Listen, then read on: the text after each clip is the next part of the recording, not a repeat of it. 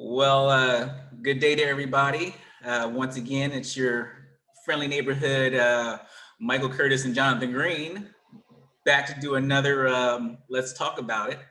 Once again, brought to you by The Perfect Partner. Hi, Jonathan, by the way, how's it going? Hey, how you doing, Michael? Hello, everyone. I'm doing pretty good, staying safe, staying distanced. Like I told you before, I was happy I had 3 lessons in one day. That's the time I'm in right now. Mhm. That's a great day. So It's sad, but that's good, but it is good nonetheless. absolutely. So today's subject, we talked about last time, we talked about competition or dance sport competitions, and we talked about the good. Okay, today we're going to go into the bad. And the bad is just, it's just things that can be corrected. And then our next topic, obviously, we're going to talk about the ugly, which is things that were like, come on, man. So, absolutely. So, so we've had a little time to think about this. So, Jonathan, let's start with you. What's your take on the bad of bar dance competition? What is the bad? Um, as we were talking a little bit beforehand, there's not a whole lot that stands out as bad. There are things that could be fixed here and there. My focus tends to always be around trying to make the criteria more clear for the competitors on what it is they're supposed to be performing or executing when they're being judged. But that's a long thing, and we talked about that before. Some simple fixes, maybe. One of the bad things is the judges are coaches. And this would probably go into the ugly category if it weren't for the fact that it's almost necessary. Like, we're at the point in our industry where we can't find the funding, or at least we haven't yet found the funding to be able to make a judge make a living off of being a judge. Right now in our industry, the way it kind of works is the judges don't really get paid too much to go and judge. How they kind of make up for that is by picking up lessons and coaching at the competitions or in the local area of the competition, wherever it's held at, before and after the competition. And yes, it's helpful for them because they can make a living and continue to stay in ballroom and help the industry.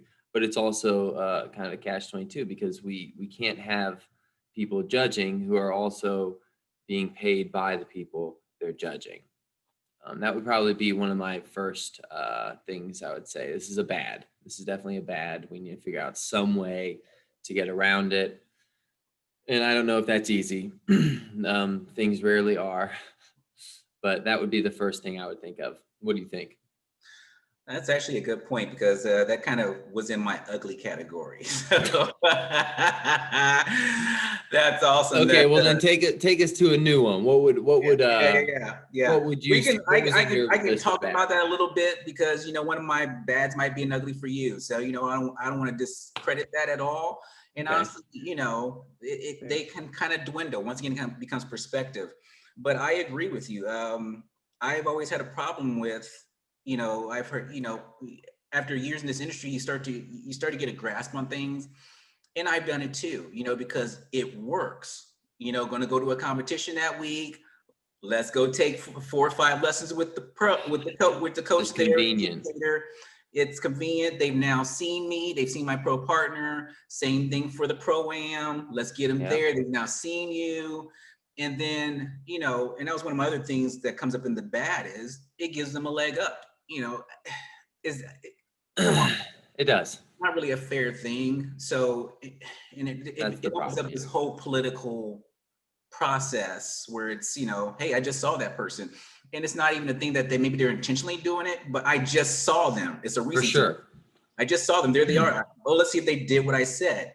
They did. Okay, awesome. I'm going to mark them.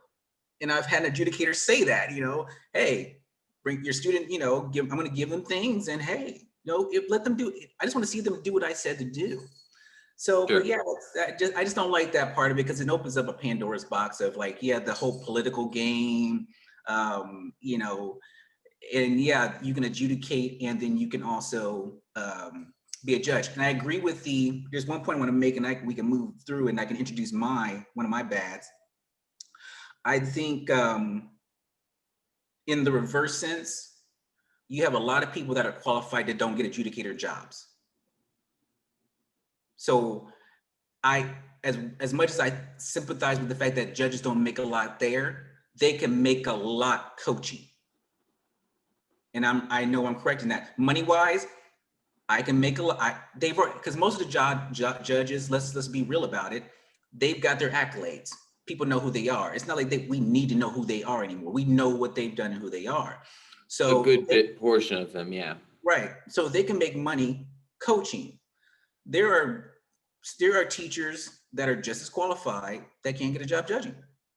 So while I agree that there's this kind of like catch-22 of like, well, they need to be able to make money because judging doesn't allow them to, make a lot. They're making a lot for coaching. They can. See. I don't know that. See, like I've started doing more coaching in recent years, but I haven't. I still consider myself a dance teacher because primarily that's what I spend my time doing in my own town with my own students that I see consistently, and that's what I work with. But I have tried in the past few years to start getting more involved in coaching because I wanted to, spread the knowledge out to Right. more people and just help. And also lots of people are friends and stuff and they don't live close. And I'd like to be able to be involved, but still, I don't know. So from personal experience, I can't say, but I would be shocked to hear that there's plenty of coaching out there for all of the coaches. Yeah, I no, mean, I give you that. But yeah, that's a perspective I didn't think about, which is, and this is why you're here. Perspective I didn't think about that there's not enough out there. yeah, I mean, think about teachers. They have a hard time finding clientele and sustaining all the teachers. So most of the ballroom instructors you have, I would say at least 50% of the ballroom instructors in America are more so part-time teachers. Yeah, I would also say, like to add on to that, they do have the opportunity to name their price though. When they go to judge, it's a set, this is what I'm going to give you. Am I correct? I get you. Okay. But when they coach, So a judge can't name their say, hey, price, but a coach can. I'm a 5-time champ. I want $200. They can call that out, which you can kind of level to the market. If the demand is not there, I can level that out to the market. The coaching is what it is, but I do agree with that. I think that, right. yeah, I think that the competition should be responsible for paying the judges much more for judging. And that might require more than just that simple line. That might require some, group of some organization, something together, deciding who's going to judge, and we can only handle this many judges and with this much income that we can, that the industry can afford to put towards that and whatever. But nonetheless, the competition should be making sure that their judges get paid enough that they can make a living. But that's not just all on them. Right. And then because it ultimately ends up still, like you said, back on the students of dance, the people paying for lessons, the clients, they're going to have to pay for that. And the dance industry is already an expensive industry. I wouldn't imagine it would be, sure, it will be a little bit more expensive, but goodness gracious, not in comparison to the entry fees that people are paying. And And that was that's not because like entry fees are crazy too expensive necessarily. It's because people do so many entries that it gets to the point where, wow, you're spending a lot of money on entries. Yeah, that's a nice segue. That's a nice segue because that was my bad. That was one of my bads. And that's what I was going to say. Okay. Is the pricing for students? When I went to one of the NDCA, not the NDCA, I went to the Ohio Star Ball one year. I think it was 2 years ago, something like that. They actually had a meeting separated for amateurs and they had one for pros. Well, in the pro one, they mentioned some of the things that were listed in the AMs. And one of the things was nickel and diming. They feel nickel and dimed. You hear it over and over again. And I think to a degree, let's say the organizers pay a lot of money out. On a good comp, they're paying a lot of money out. The hotel, the guarantees, the adornments in the room, the little pack of peanuts that you got sitting on the table that you kind of like go, I want it, I don't want it. There's money that goes into it. Okay, we can agree on that. Yes. But let's talk about, and this is my one example that kind of hurts. You have at this point, what, $45 for an entry. For 90 seconds, you have $45. That's our kind of standard right now, $45. I think I've seen 50 off package and 45 on package. I think I've seen. And it's not 90 seconds either. It's right. That's going to be my 60 point. seconds. Yep. Working to that topic. You have 45 and 40. Okay. So let's just take the 45, for example, for 90 seconds. Now in that itself, that's a lot of money for somebody to compete. And then in order to be in a category, you know, your category has at minimum 4 heats in it, 4 dances. Well, yeah, if you're talking about a round, smooth round minimum, you got 4. Okay, so right there, you're 180 in, like right off the bat, you know. But here's where it leads to what you're talking about. If I take that, so you're talking about $30 a minute. That's what that equals out to, $45. Now let me give you the equivalent for a dance lesson. You take that same $30 an hour, $30 a minute, extrapolate that out to 45 minutes. So for your dance lesson, you'd make $1,350. If my math is not correct, if my math is correct. But also Now, keep them, yeah. I'm only saying this to show you the equivalence. This goes to what it's good to know. This goes to what you were talking about. That is the same equivalent. I'm stretching that $30 a minute out. Okay. Now, if I took my lesson, 45-minute lesson, and I cut it 15 minutes, and you paid that kind of money, wouldn't you be kind of pissed? Well, but and then also you're taking, and maybe I'm missing something here, but we have to also take into account that, you know, a dance instructor may get paid, you know, $1,000 an hour, but they only have enough clientele to work so many hours a week. Absolutely. So I'm only talking about competitions kind of are going to have that same problem. Like, yes, it's just a when number. the floor is full, they're making bank. But no, when it's the just a number. Not full, it's they're just losing. a number. So it's just a number. Just focus on the number. It's not about teacher versus the competition. It's you're looking at $30 a minute is what they're paying for a heat. That's what they're paying. Now, if I take that out to a 45-minute lesson, it's $1,350. My point is, if I short that lesson 15 minutes, they're going to really go, oh my God, I just paid this big amount. Now that gets hidden in 90 seconds, but it's the same thing. It gets hidden because they're doing it for a minute now and not a minute and a half. Now, correct me if I'm wrong though. The rule book does say between 60 and 90 seconds, right? I have to look it up. I thought it was 90, and I thought there was like per dance, because I thought maybe Venice was something different. You may be right. I'm not a good. I have to look it up. But there was a competition. I'm not going to say which one it was. You had students in in the seats, because people started murmuring, I think these heats are short. I got my excuse me, I got my phone out. That's not uncommon. I got my phone out. Other students are getting their phones out, and you see them going click. I'm telling you, probably half the day, the heats were 50 seconds, 50 to 55 seconds. Okay.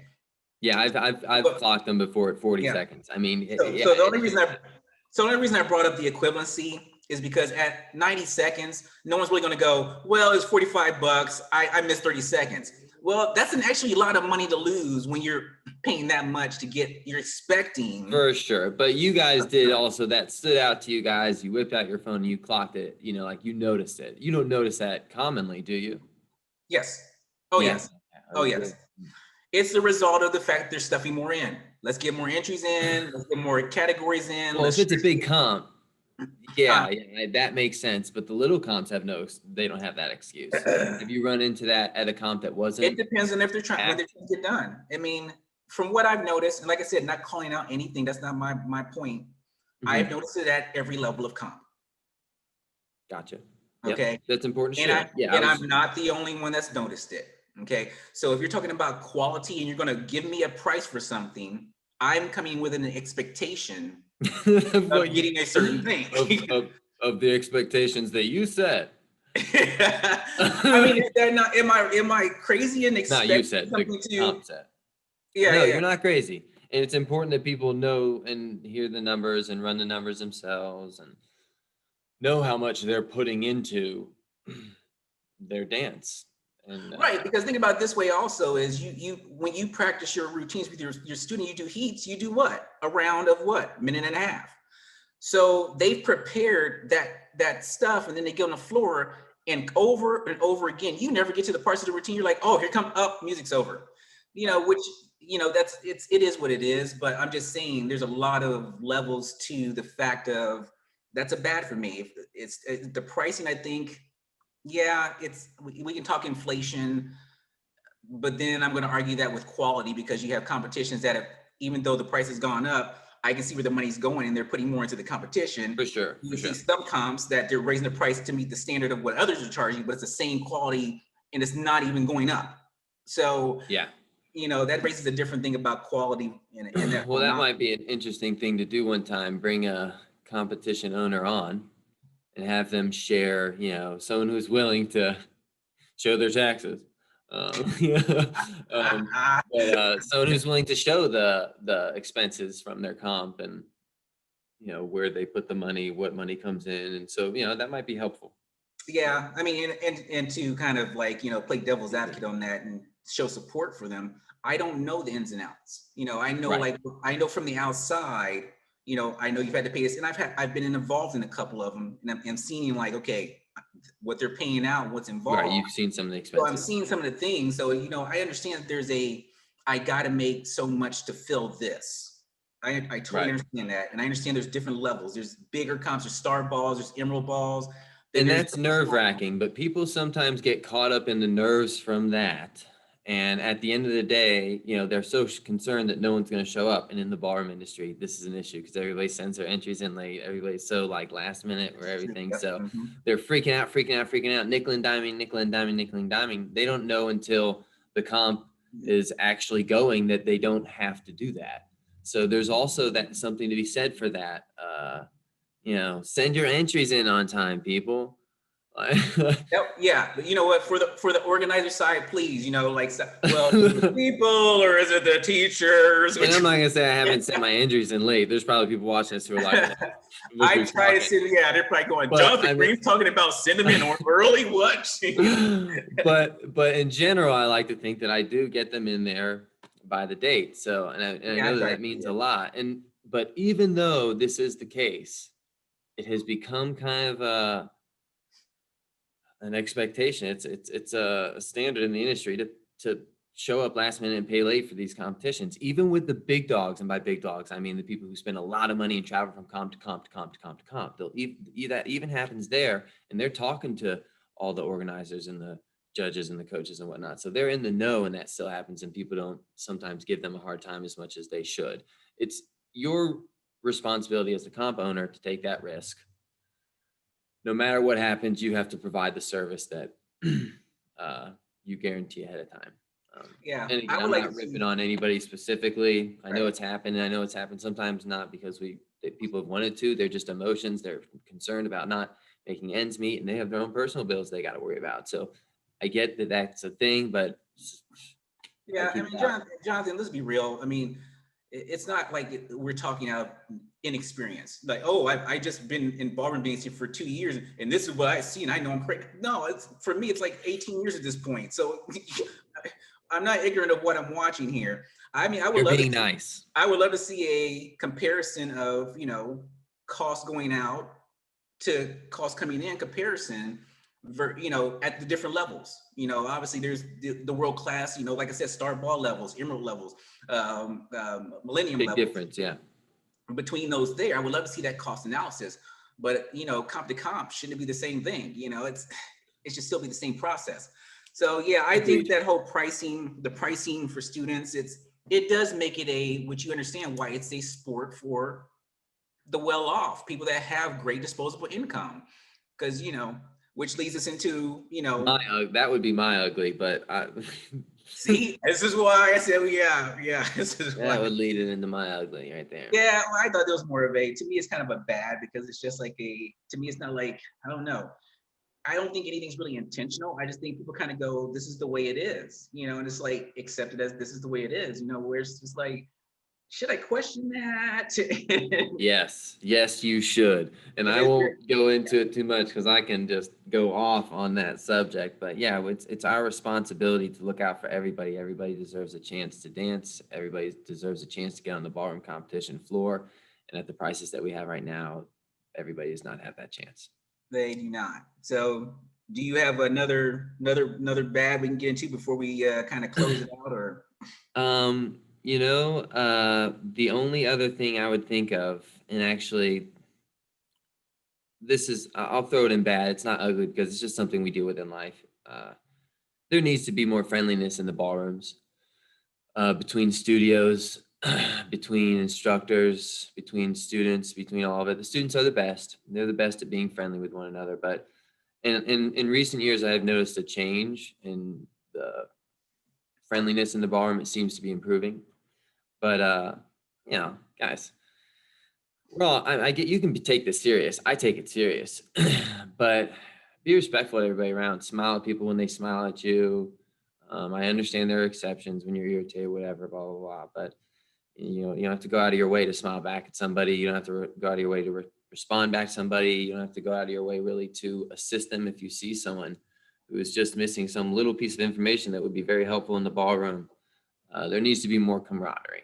Just, we're all there fighting for the same thing. Ultimately, guys, only Yeah. one of us is going to get it. So we got to be on a team here if we're going to enjoy doing this every other minute. Then when that one person gets it, I think that's a great point. You know, I think it's kind of like most industries. Everyone has their circle. They have their circle and they get comfortable with that circle, and it's hard to branch out. I've actually run into, like, just recently in this last year, before this all happened, and I was still dancing smooth pro. I had met a couple, like, on the floor, like, they're all jovial and, hey, let's talk after this. Let's, where's the next place you're gonna be? And I'll be and that honest, stands out to you. yeah, I, I didn't experience that for a long time. Like, you be on the floor and it's people like, and it's like, oh my God, like, I know we're pros, but And geez. there's a character too, but goodness gracious, it's on the floor, not off the floor. That whole walking into the Release that ballroom and you're quarter being that's in your judged thing, behind. Yeah. I get it, but you're not being judged in the sense that you got to act like you're better. You should also being judged in the sense that you better not act like an asshole. Yeah. I think it's that line between confidence and arrogance. It's just that kind of like tiptoe line. We got to have, as professionals, we got to have that confidence. I mean, we can't walk out there like, so I give them their props on that, but then there's Why can't we though? There's that arrogance of, can we say hi in passing and then get to my spot, and then we can do what we need to do. And, like, I know who you are. I know you're a badass. I mean, I've seen you dance the last couple of comps. I know where you landed. Quit getting in my space. I know where I landed in the pecking order, so I don't. Yeah. So it just kind of cracks me. I agree with what you said. And I think one last little thing is, like, I would love if they, gave us more. I think it's going to go into a bigger topic on our next episode. Do we need to rush? Does it have to be like a cattle call? Rush on the floor, rush on the floor, rush on the floor, rush on the floor. I mean, you're like, go, go, go, go, go, go, go, go, go. It's like you can't even enjoy what you're doing. It's like, once again, go back to the pricing. I'm paying how much? I don't even get the amount of duration I'm supposed to get. And then you're telling me to get on the floor and I can enjoy it. They can use those 20 seconds that you're supposed to get on the dance floor that you don't get to walk on and off. Exactly. So yeah. So those are this was fun, guys. Yeah, this was great. I mean, I definitely needed it, but to kind of end it, you were talking about being nice to everybody. I really hope that in this reset, this great reset, I don't call it a Great Depression or a Great Recession or anything like that. It's the Great Reset for me, because people all of a sudden are now doing different things. They're opening up their eyes to different, avenues, thinking differently. I wish I had connection. I now understand that there's human connection, and I understand it was bigger than dance, because dance is kind of fading for some people, and now life is now creeping in. And oh my God, what have I been doing? So hopefully when we go back, if it ever gets there again to where it was, which it may not, can we now look at it and appreciate it for what it is? And we're on the floor, yeah, we're competing, but that shouldn't be the end game. That should not be the end prize. It should be out there, like, I'm meeting new people from around the world. Goodness, Ohio Star Ball is like the perfect time to meet people from around the world And it's like, it's just get on the floor, on the floor, on the floor, on the floor. Oh, can't talk to you because you're too busy like being in your. And so, yeah, hopefully this gets us into a new thing because I really love ballroom dancing. I love what it stands for. But at the end of the day, it's about connection, no matter what the vehicle is. There you go, guys. How about that? A positive vibe from us today, huh? That's not too common. Who You would, see who how would that say happened? See how we slid that in at the end? sharing a little love? Yes. So Thanks we for enjoyed joining it us, again. everyone. We'll enjoy it again, and we'll do this again on our next episode where we get into the ugly, and it may get ugly. So the title permits us to now do that. So thanks Join again, us. and hope you enjoy this. Once again, if you disagree or agree or disagree, comment. Let's talk about it. See you guys.